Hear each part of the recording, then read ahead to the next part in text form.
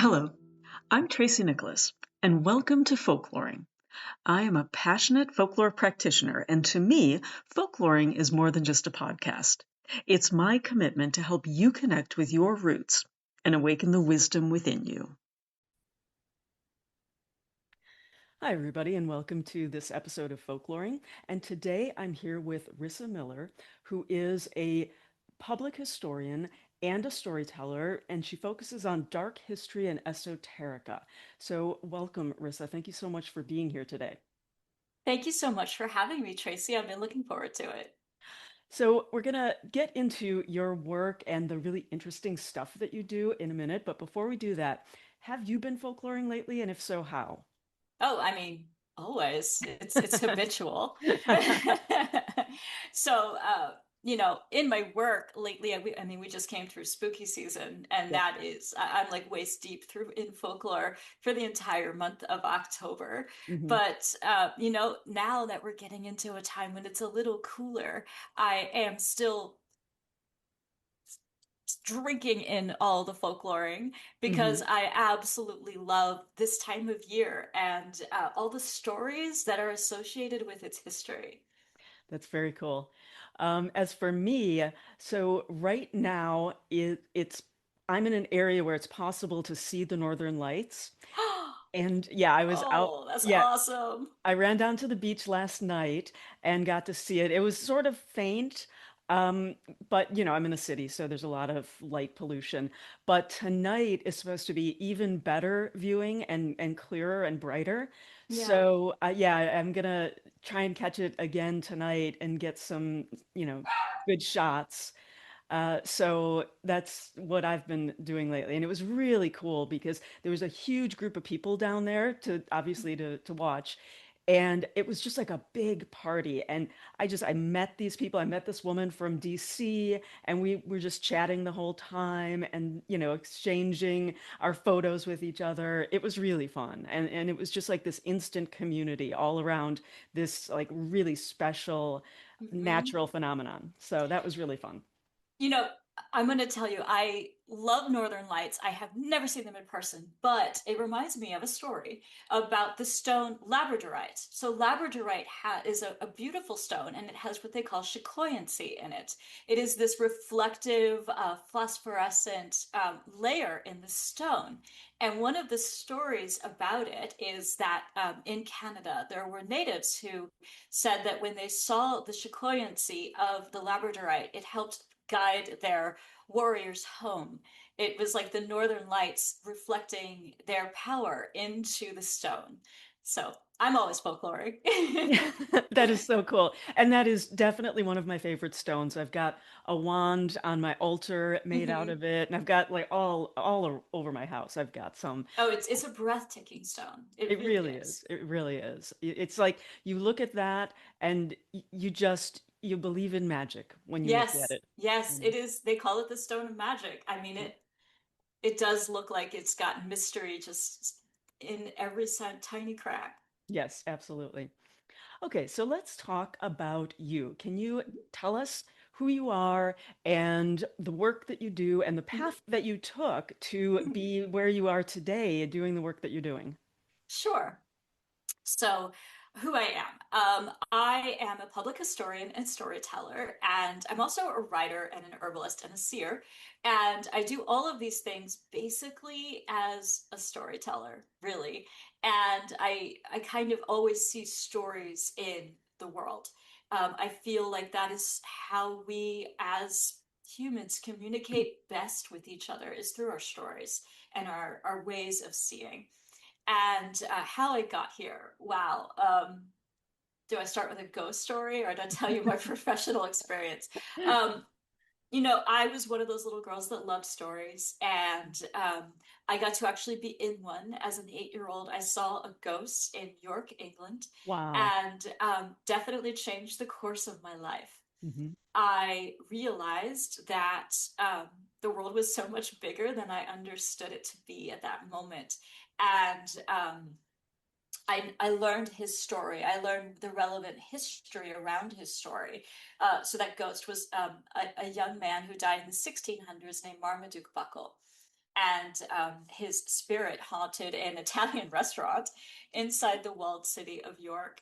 And as a little girl, I was there vacationing with my mom and dad, and I think that they had been dragging me to historic sites for the past like 300 hours prior to that.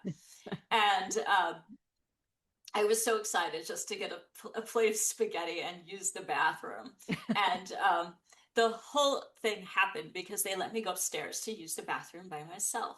And there was a room right before the doors to the restrooms. And in that room, I saw a young man sitting and crying, and he was obviously consumed with grief. And I didn't realize he was a ghost because I thought ghosts wore white sheets. Right. And it did not look like that. And I went downstairs to get my mom because I thought he needed help. And so we went up and he was gone. There wasn't even a chair. Like it was just an empty room. And I hadn't really left the staircase except to like wave to my mom to come over. Right. So he couldn't have gotten past me. And so we went and asked the server if they knew anything about, there was a young man upstairs, and she was like, oh, in the room by the bathrooms, that was Marmaduke. He's our ghost. You saw our ghost. That's wild. Yeah. So the history was that he had been a little different in his living years, that we might now say he was a person with, mental health challenges. But back then that meant people thought he was a witch. And he was facing what that might mean for his family. And instead of being accused of witchcraft, he decided to end his own life. Oh. And that ghost, that memory in that space, was him right before he did that. And the server was actually very concerned that I had seen him, that I would be upset. And I wasn't upset so much about seeing a ghost as I was that I felt like I couldn't help him. Right. And I mean, obviously he had passed, more than 300 years before I was there. And there was nothing that I could do to help. But learning that history and learning who he was and about the whole experience really put me on a different path in life. And I started to understand history and what I would later learn was folklore very differently. Right.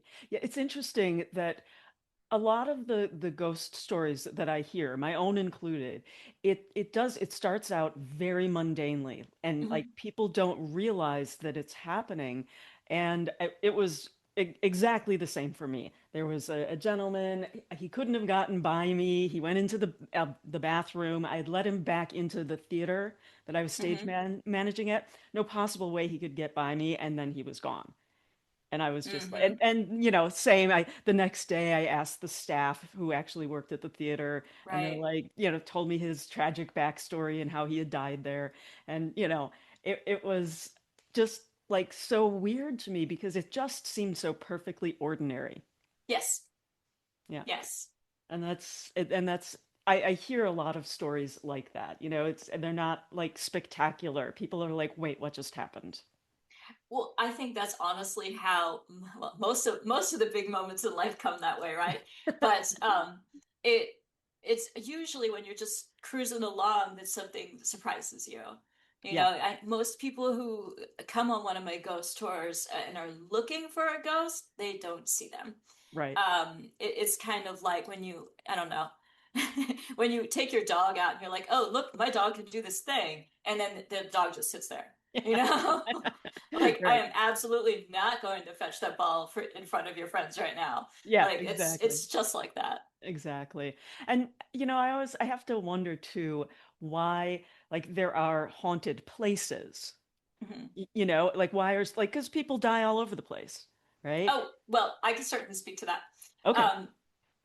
So not all haunted places are haunted by people who died there.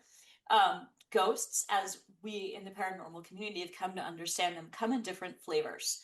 So there are residuals that are just a repeat. The ghost I saw, Marmaduke, was a residual. He always appears the same way. He will never change. He will never look somebody in the eye or speak to them. He is a memory etched on time-space. And memories etched on time-space don't have to be sad. They don't have to be dark. They can be extremely joyful too. So some of those kinds of hauntings they run the gamut, and they're actually the most common. So like I said, they they're literally like a video recording. They just happen over and over again.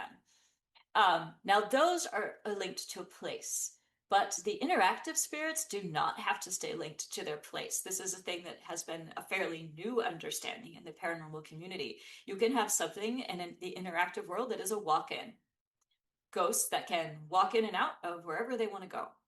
And they could die somewhere else and then haunt another place. They could say, like, I kind of like it here. This is where I'm going to be. And sometimes they don't. Sometimes they stay where their family is, or they do stay where they died. But, this is kind of why cemeteries aren't packed with ghosts. It's not like a wall-to-wall haunting. It's actually, I find most cemeteries to be very peaceful. Hauntings that are interactive, which are the really, really difficult ones to explain, they're not always linked to a place. I think that a lot of them walk about. Well, that's really interesting to me because mine was interactive. Like Uh-huh. it was, I was in a theater that had been fitted out from an old bank, right? Mm-hmm. And the story was this guy was like a banker and he had an affair with a woman there. And so it was after the show was over. And again, I was with the theater company. I wasn't with the theater. And so, but they had said, you know what, we don't want to pay the front of house manager to stay. And so, can you lock up after? And they gave me a key and everything. And so that was fine. And so it was all locked up. Everybody was gone. And I was waiting for three actors who had very extensive makeup to take their makeup off. And there was a knock on the outside door. And I went and there was this dude and he was like, "Hey, I was here before. Can I use the restroom?" And I was like, "Yeah, sure." He comes in. And so, obviously I assumed he meant he was there for the show, but apparently not. Apparently he was there long before. And so like he went into this bathroom and I'm sitting in this little hallway, maybe 3 or 4 feet wide, and I'm sitting directly in front of the door. And the actors come out, we go in, there's nobody in there. And in the like between then and now, because this was some years ago, the building itself got torn down and condos were put in there. And they were like, "Oh yeah, that's our ghost. People have seen him." And I've always wondered in like the years since, I'm like, is he still in those condos? Is he like hanging around those condos? Or did he He like, might be. yeah. It really depends on, how he's handling it, I guess. He might have stuck around because that was a place that was meaningful to him.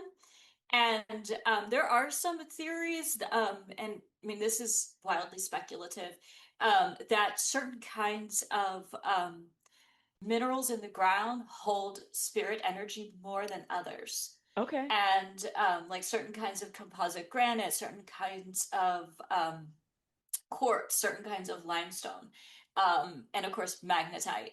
But not all bedrock has these things. There do tend to be a large number of hauntings where these particular bedrocks are.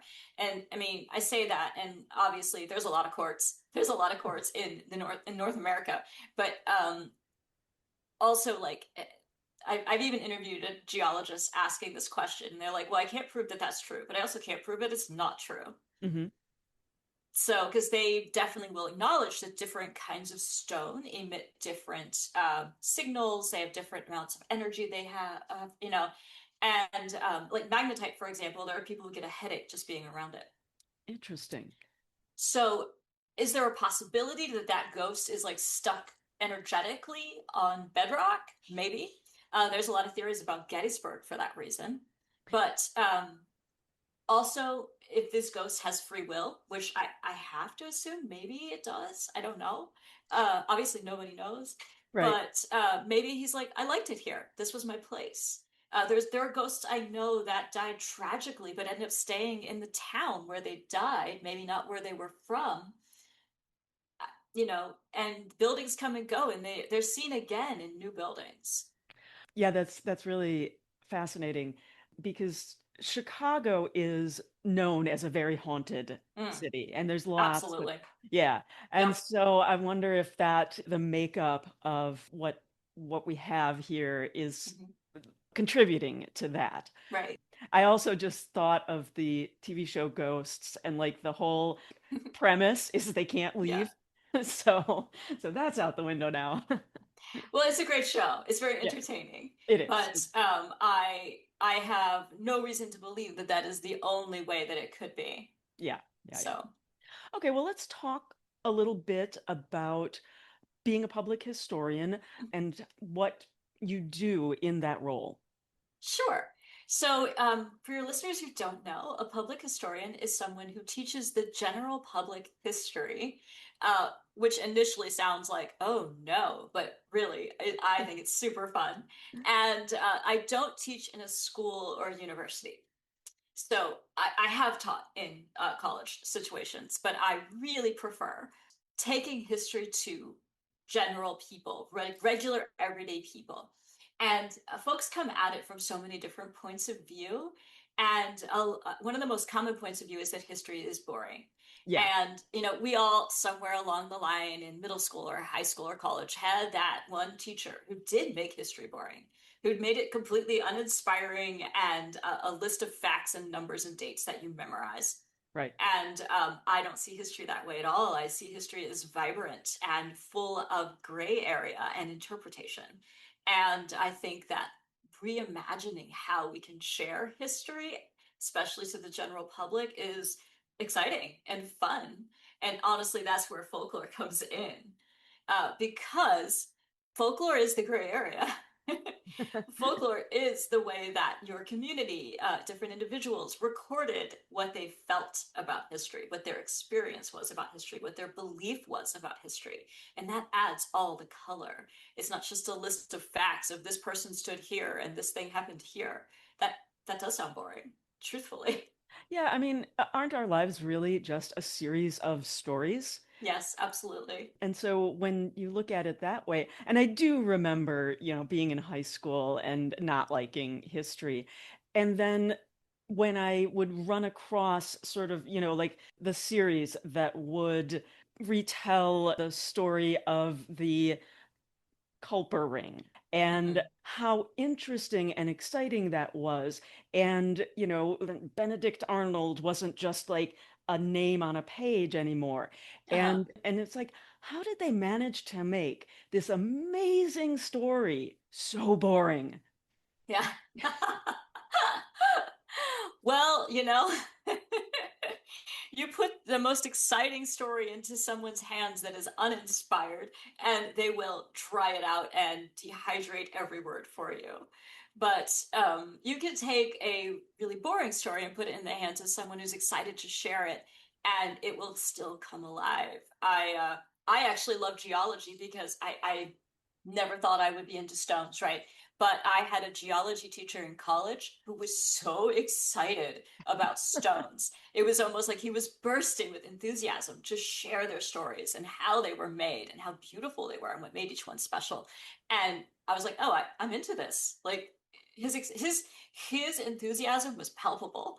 And I had a history teacher in high school who actually taught us that history is a perspective. And I will never forget, because he, like when we studied World War II, for example, we were in rows, like all high schools used to do. And like one row had to write a final essay about, you are a German, write about World War II from your perspective. Next, you live in Italy, write about World War II from your perspective. Wow. You live in France, you live in America, you live in Japan. And each row had a different essay to write from the perspective of being a resident of that country. Wow. And I mean, there's no way to memorize facts to prepare for that. You have to really understand. Yeah. You have to really have a gut level comprehension to be able to answer those kinds of questions. And it really changed how I looked at history. It made me realize that, the history of the Civil War depends on where you were. The history of, anything depends on how you're looking at it, how those colors are filling in the lines for you. So how do you then make sure that when you're moving this historical information to your stories, that Mm-hmm. you stay true to at least what you can reasonably believe Mm-hmm. was what really happened? Because so many times we hear like, oh, well, the history is written by the victors and the people That's in true. It Yeah. is. It is. Yeah. And so how do you dig in and find maybe stories that weren't captured as much and get into those perspectives, like from a slave's perspective? Can you suss that out, or is that just something that you got to just take your best shot? Well, I would never try to tell a slave's perspective personally. I might look at it from an academic point of view, but I am a white presenting woman. I do have some Roma background. I would venture into telling stories from a Roma perspective for that reason, but I would not try to tell a story that I had no way to truly understand. Not that I wouldn't try to understand it myself. Absolutely, I would. But I like to try to approach things with as much sensitivity as possible. What I generally tend to look for are the cracks of a story that I can find things to fill in. So when you think about, say, the Articles of Confederation, they were signed in York, Pennsylvania. One of the towns I work in is York, Pennsylvania. And there's all these like facts and data about who was in the building and what did they say and all this stuff. But who were they? Who were these people? And two of the hauntings of the town are people who signed it. And their hauntings have come alive with personality since their death. One of them is a man named James Smith. We know a little bit from his journals that he really did enjoy having a good time. He enjoyed a drink. He was a guy who liked to laugh. But as a haunting, he only appears where people are having fun. He only appears where people are drinking and laughing and truly enjoying each other's company. And that's when he shows up. Talk about not when you expect a ghost, right? Right. But it tells me a little bit more about his story. That yes, he was a hardworking person. He educated himself. He was a very enterprising business person. But to spend your afterlife as a ghost going where people are having fun, I mean, I can't think of a better way. Yeah. But it sounds good. Yeah. But that's one of the stories. Like I could sit here and tell you all about his contributions to the Articles of Confederation and where he went to college and how he was a lawyer. And all those things are facts, but they don't tell you much about who he was. And I think it is finding those colorful edges of who someone was or what really went on that really does bring a story to life and make it much more engaging for people who are listening to a storyteller. Yeah, I mean, I think that if you can find a journal that is obviously that's going to be a person recording their own stories, Yes. right? And, there are other kinds of records that you can sort of read between the lines of county or town records Mm-hmm. of births and deaths and marriages. And so you can piece together some of that. And, maybe those kinds of records are help you understand something like a witch trial, right? Because people are recording what happened in court and what is said. And so maybe those kinds of court records are useful in the same way for stories, but it's got to be really hard to dig in and find that kind of thing. So It takes a lot of patience. And, some people like, how do you put so many hours in? I'm like, well, because first of all, I'm a very tenacious researcher. Once I grab onto an idea, even if it takes me years to sort it out, I'm going to get through it. And I don't mind sitting in historical societies and going through dusty folders or scanning through microfiche of old newspapers. I have the patience to do those kinds of things. And not everybody does, and that's okay. But it is fascinating to me. Sometimes you find these little gems along the way, too, like little gifts that you weren't expecting. And it could even be like an ad in an old newspaper telling you where the first bowling alley was in a town or something like that, you know, you're looking at that building later and you're like, people used to bowl here. Now it's fine dining, you know? yep. But the stories of buildings themselves can become fascinating. Well, that's interesting because when I moved into the house I live in now, it's an older house. It was built in 1897. And I had heard a story that it was actually two houses Oh, and wow. like two tiny little houses. And not very far, a couple hundred yards from me, is a canal. Mhm. And there were a bunch of houses along the canal. and it's a park now.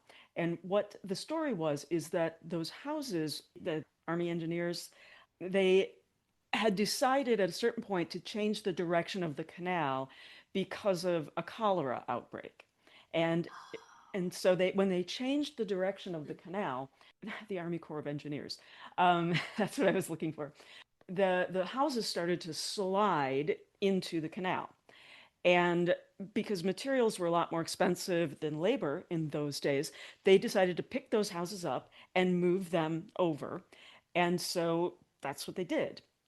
And apparently these my house was there was a tiny little house on the canal and a tiny little house that was already here. And so they picked up the tiny little house on the canal and stuck it onto my house, right? And then they blew out the walls and everything, and you can see where at a certain point the ceiling drops way down, and it's just like in the middle of a bedroom. So I was like, well, it's a pretty believable story, but you never know, right? Yeah. And so I decided to go over to the Historical Society and look up the records Yeah. and, digging back and seeing like when the porch was built on the back, that is now my back room that's enclosed, and when the porch was built on the front, and who owned it, and what happened to, there's a couple that lived here for many years, and then the husband died, and the wife had to sell it, and it all sounded very sad.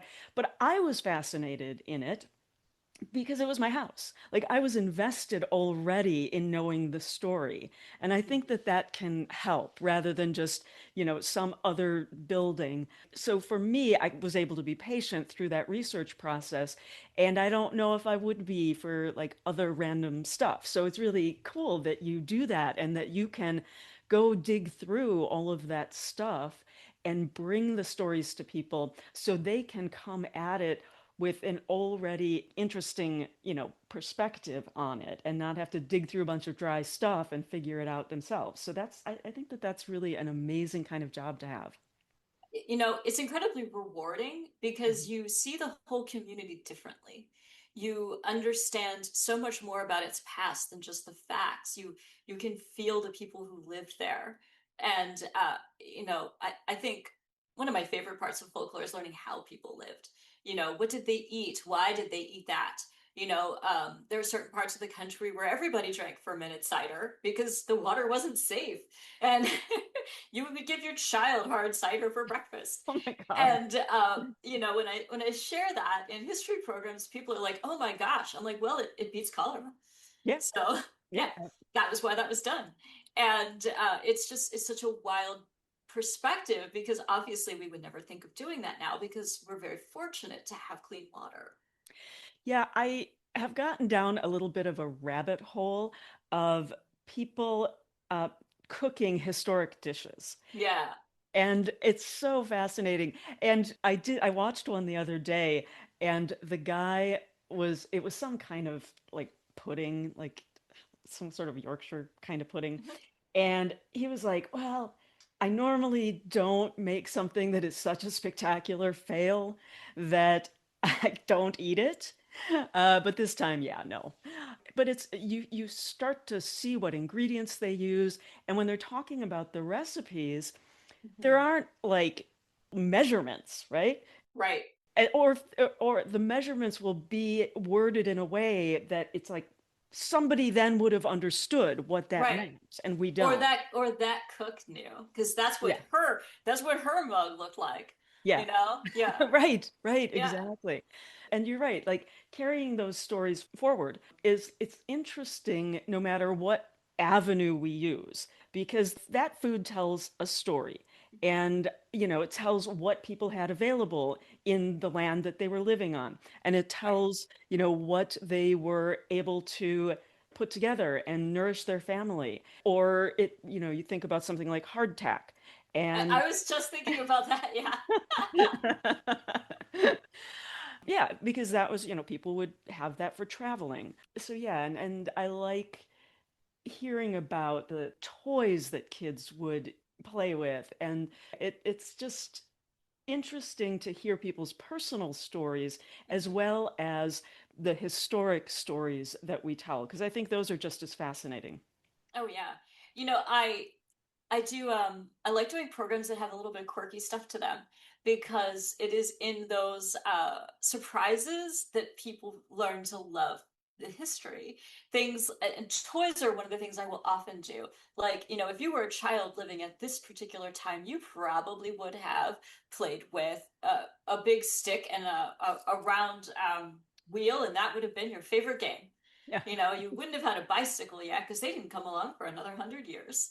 you know That's so and interesting. yeah, and putting things like that into, especially if I'm talking to kids in school or something, um they're thinking like, what would I do with a stick? Like, that sounds like a terrible game. you know Yep. or like I explained to them, like, you would have listened to radio shows and you would have been so excited when your favorite radio show came on at 7 o'clock that night, and after that was probably bedtime because it was dark and cold. you know Yeah. so Yeah, I mean, I'm obviously was not in the era of like radio shows as in stories and that yeah. kind of thing. But I do remember that at like 10 o'clock on Sunday night, there would be it was a radio program called Dr. Demento. Hmm. And it would just be all of these really weird songs and, quirky kind of satirical songs.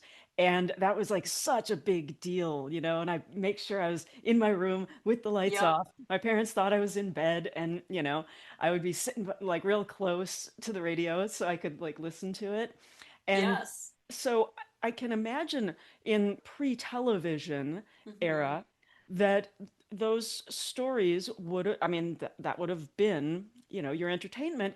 Absolutely. And then you think about it, like going back further, people telling each other stories was the entertainment. Yeah. And I think that that's really the way that we connect is through those stories. So if you give someone in like talking about something quirky or unusual, like that toy, that's when they start to imagine themselves in the story. And Right. that's the real connection, and that's the exciting part about history as stories. Hmm. And I was very lucky to grow up. My dad loved to tell stories to me and my brother. And I remember it was a Halloween tradition in our family that after trick or treat, mom made minestrone soup, and always the same every year. And it was put in a thermos, and we were put in the back seat, and dad would drive around and tell us stories about haunted places. Now, some of Wow. them are stories that I remember to this day because they were stories that the community knew. Others he literally just made up because he was a super creative guy. So, I mean, lucky me that I had that to pull on in my life. Like, that was a big influence for me, and it it definitely made me understand the power of a story. Right. I understood when I was watching a movie, I was listening to a story. And when I was listening to a song, I was listening to a story. Right. And all of these are ways that we communicate our stories. Well, and to even expand that a little bit more, so you're hearing these stories and they, are making you appreciate the stories and making you aware that our lives are stories, but your parents also created a familial ritual. Yeah. And so that's like another layer of your story of, because I like my parents never did that, right? That wasn't part of it, but like I have my own family stories. And so I think that if we, when we're telling our stories, if we remember that's folklore too, It right? is. And Absolutely. yeah, our rituals are folklore. And even if it's just with your family, you're still sharing Hmm. that. Oh, yeah. And I mean, a lot of those stories are stories I still tell, or stories I was like, that sounds fishy. I'm going to research it. And it did take many years for me to learn how to become a researcher. I went through being a journalist first, Okay. and I worked at small newspapers. I worked at the Raleigh News and Observer. I worked in York, PA, at the Dispatch. I worked at the Baltimore Sun, which was not a small newspaper. And I learned how to collect people's stories essentially, and reporting gave me such a big part of the background that I use now. And I learned how to gain people's trust to tell me their stories, how to respectfully share what they would tell me with integrity. And I've always thought it's very important to honor stories that are shared with me. And so I maintain that to this day. Yeah, absolutely. And I think that it's really amazing that you were collecting people's personal stories, because part of the problem is that those so often get lost. Yes, they do. And so, record your stories, people. Don't Yes. don't let them die out. Yeah. I think one of my personal big regrets in life in general, my grandfather was in both the Army and Navy through World War II. And he told so many stories he was at Iwo Jima, he was in France and Germany. He had so many stories, and I never wrote them down or recorded them. And then he passed during COVID, and I never wrote them down. I never did anything to keep those stories, and they were so important. And now they're gone.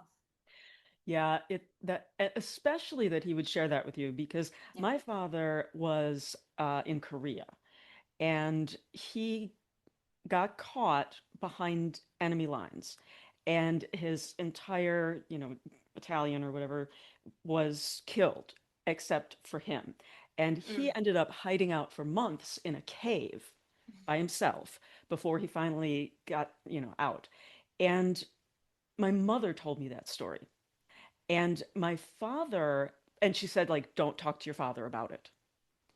And because apparently it was very traumatic, obviously.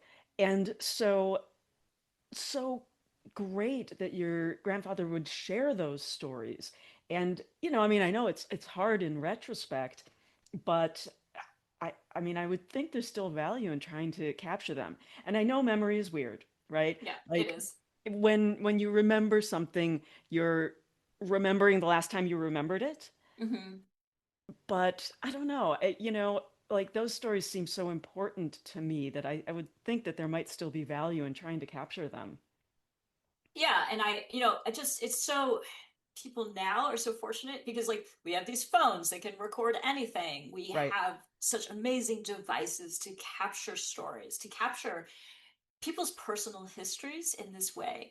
And that's to me, it's a really big part of both history and folklore because like I said earlier, it colors in all the spaces between dates and places that bring it to life, that make it real.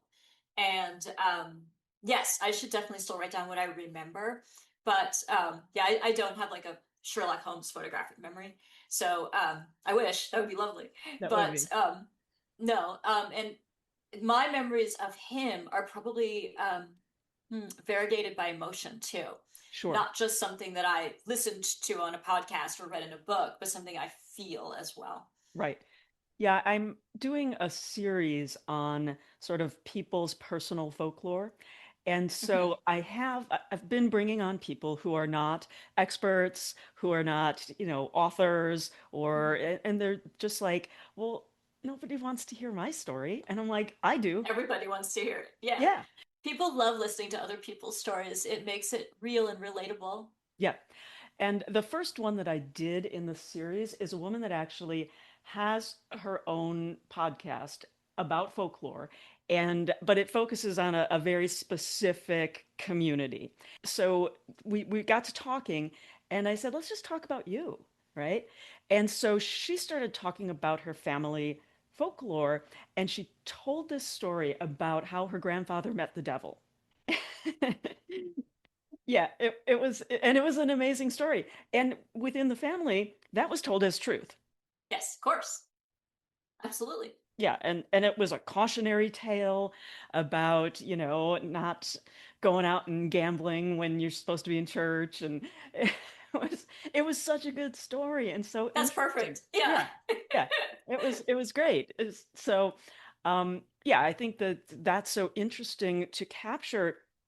But so when people feel like, well, that's just my family stories and stuff, and it's like, no, that's the really interesting stuff, right? Hmm. So anyway, okay, let's talk actual story. Okay.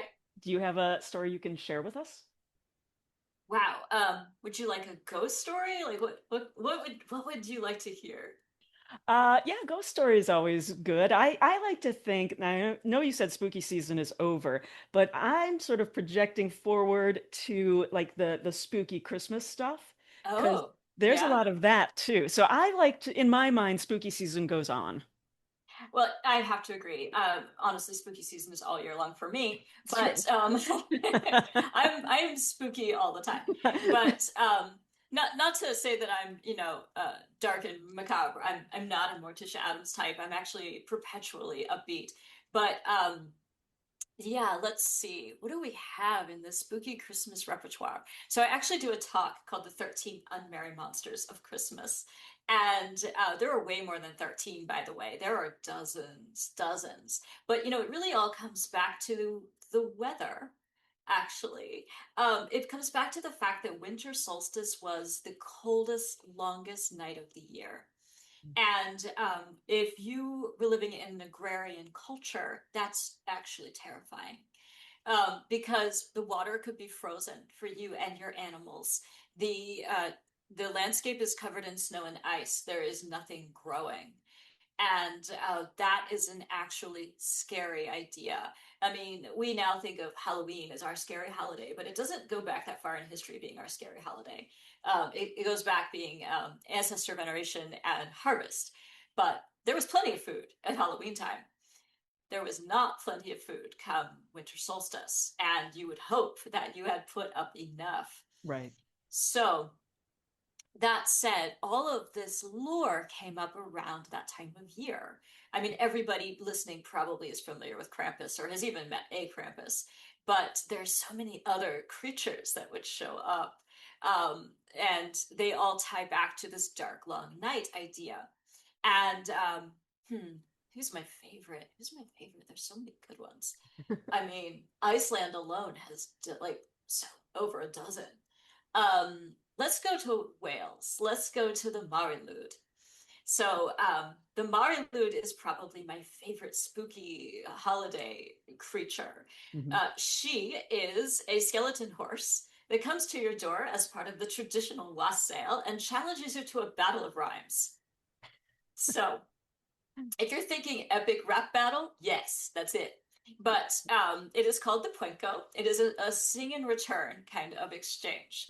But first, let me take you into what the wassail was historically. Now, when I say wassail now, people are usually like, oh, delicious spiced wine. Well, that too, but not just. And the wassail was a group of people who would go out and sing and make merry in the streets during this dark time of year. It was based on an older tradition where they went door to door and sang and did plays and skits. Wasn't it also based on a ritual where they'd go and sing to the apple trees? I was going to say that next. Oh, okay. Yep. The orchard was part of it. So the very first part was going into the orchard, and they would take bread soaked with wine, which was called a toast, and give it to the trees as an offering. Honestly, a lot of people drank their wine with bread back then. That's part of how we get the word toast, because it wasn't filtered and sometimes it didn't taste very good. And that bread, especially a stale piece of bread, would make it a little better. Really? Yes. And the other side of toast is the poison part. But most people know the poison story. Not everybody knows about the actual bread, but it's even in Shakespeare.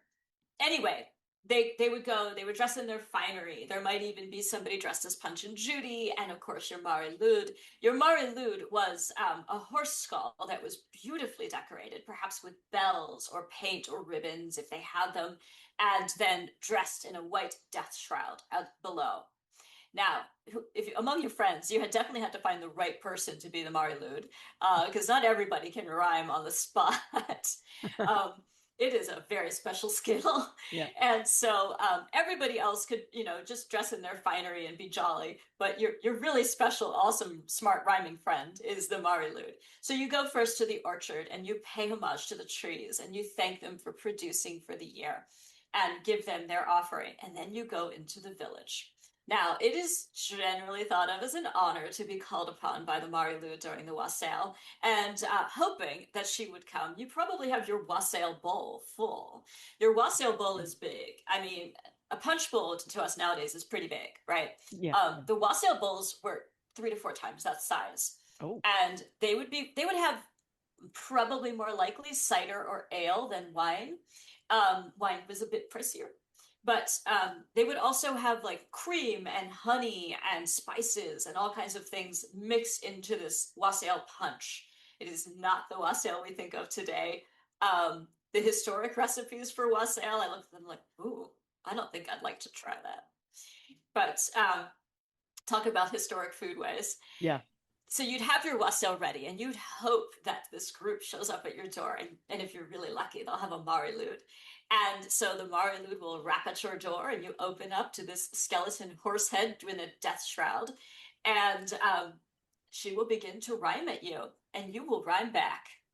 And those listening or your family will decide who's the winner of this rhyme battle. And honestly, I'd probably be like, I'm going to do real bad so that they come in.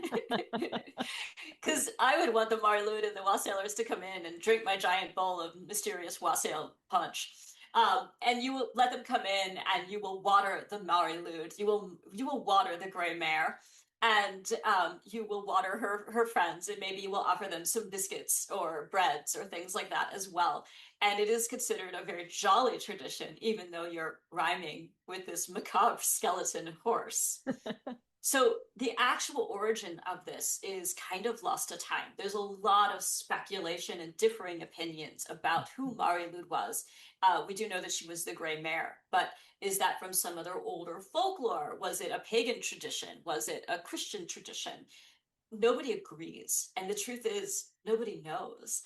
And she kind of went out of style for a while. She was considered, a bit country and not cool. And then I'd say in the past decade or two, people have rediscovered her. I actually had a friend who was in Memphis, Tennessee, and he texted me a picture. He's like, there's a Mari Lwyd here in the bar. And it was right around the holidays. And he was like, I cannot believe that this Welsh rhyming horse is here. So, yeah, I've only seen one person in my career doing this that dresses as Mari Lwyd and rhymes. And she was fantastic. She actually went to Wales and studied the language and was able to rhyme in both English and in Welsh English as well. And she even learned some of the historic songs that the wassailers would sing. She was fantastic. But I believe she did retire a year ago from doing that, because keeping up with it was a lot. Let me understand. So they would go to the orchard and sing, right? And then they go back to the village. Would they sing at the houses as well? Yes, or was it okay? Absolutely. Just like caroling. Oh, and mumming. The word I was looking for earlier was mumming. This is also from a mumming tradition. Now, mumming became really dangerous because they started doing sword dances, and the King of England actually outlawed it because so many people were dying because the drunk mummers were stabbing them. Oh. So, yeah, that was problematic. But this is also descended from the mumming tradition too. It's funny because I wonder if I would make a good Mari Lwyd, because like weirdly, and this has never been useful in any way, but I have a secret superpower of being able to rhyme. And I discovered it through in a past life I was a game designer, and the games I created were like escape room in a box, right? Uh-huh. And so I would mail these out and people would have to solve puzzles and stuff. But if people got stuck, and sometimes you do, sometimes like you just never get that click in your brain of Yep. like, oh, this is how you solve this puzzle. So I would have hints, and there'd be a series of hints, and I would, you'd get like one very high level hint, and maybe that'll help. And then it would, go on to, okay, if the hints didn't help, here is how you solve it. And Mhm. then if it's like, okay, if telling you how to solve it didn't help, here's the solution, right? Because Yeah. you don't want people to get frustrated, because Right. it's a game. Yeah. But I just started writing these hints, and they just came out rhyming. And I was like, why is this happening? And so it just became a thing for all the hints that I ever wrote. They were, all rhyming. That's fantastic. Maybe you should look into becoming a Mari Lwyd and joining the holiday parades. Yeah. I've only ever seen one in person. Mhm. It was in a different kind of context. It was in a performance that I had gone to that was like a, Christmas spooky story kind of, Mhm. and so that was the whole point, is that it was Right. supposed to be, a Christmas horror story. Yeah, I mean, I'm sure that if you were, living in your country house in Wales and somebody knocked on your door, it was this horse skeleton, it would be terrifying. But honestly, the whole custom also has this joyousness to it as well. Yeah, I mean, I've seen a lot of pictures, and I was in Wales, and I met a woman who was an artist, and I was at a book launch. And so she was selling her art at this book launch, and she pretty much exclusively does Mari Lwyds.